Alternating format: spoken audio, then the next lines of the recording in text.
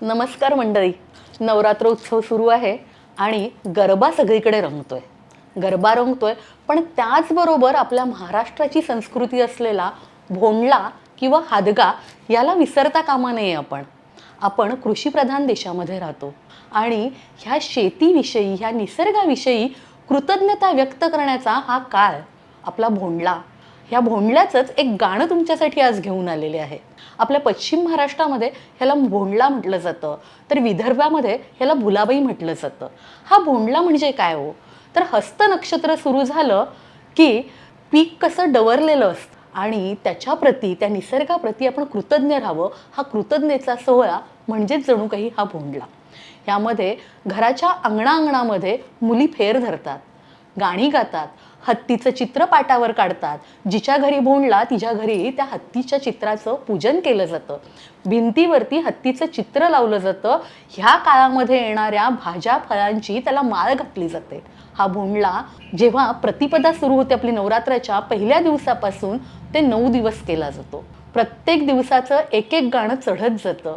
मग खिरापत येते. ही खिरापत ओळखण्याचा सुद्धा प्रकार किती छान बघा ना.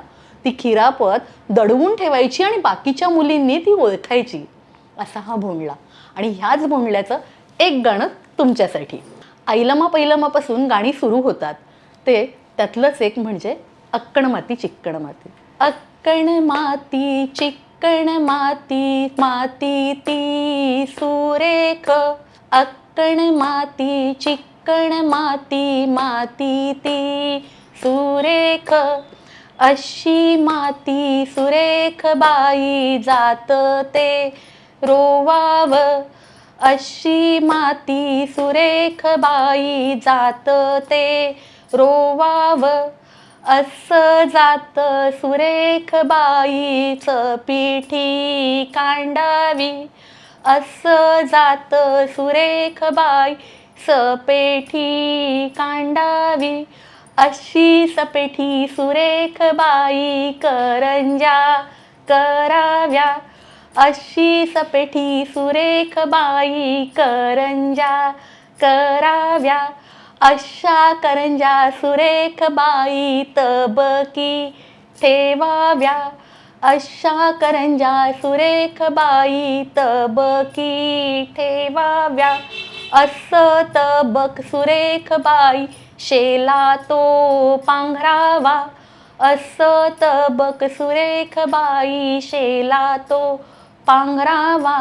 असा शेला सुरेख बाई पालखी ठेवावा. असा शेला सुरेख बाई पालखी ठेवावा. अशी पालखी सुरेख बाई माहेरी धाडावी. अशी पालखी सुरेख बाई माहेरी धाडावी. असं माहेर सुरेख बाई खेळाया मिळत. असं माहेर सुरेख बाई खेळाया मिळत. असं सासरद्वाड बाई कोंडूनी मारीत.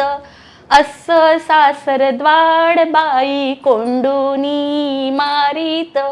अक्कण माती चिक्कण माती, माती ती सुरेख.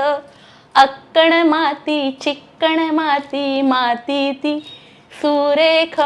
मंडळी, गरबा संस्कृतीबरोबर आपण आपली भोंडल्याची संस्कृती ही जपूया. म्हणूनच हे भोंडल्याचं गाणं आज तुमच्यासाठी. कसं वाटलं ते नक्की कमेंट करून सांगा.